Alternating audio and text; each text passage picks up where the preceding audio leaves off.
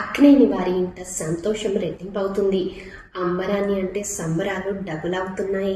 ఇప్పటికీ నాగార్జున పెద్ద కొడుకు నాగచైతన్య, శోభితల పెళ్లి ముహూర్తం దగ్గర పడుతుంది.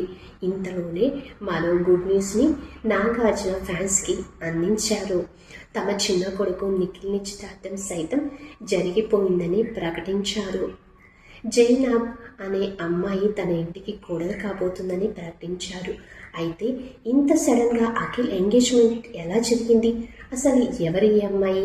సినిమా నటన లేదా మోడలా అనే దానిపై రకరకాల సందేహాలు నెలకొన్నాయి. అయితే అఖిల్ చేసుకోబోయే అమ్మాయి పేరు జైనాబ్.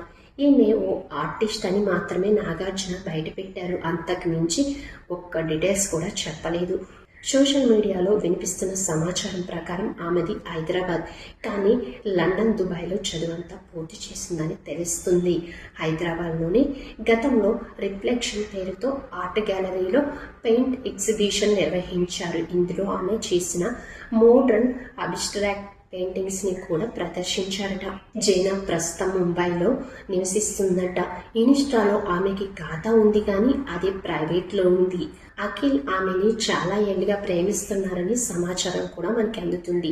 కానీ వీళ్ళిద్దరూ ఎప్పుడు ఎక్కడ పరిచయమైంది? ప్రస్తుతానికి ఇది సస్పెన్స్గా ఉంది.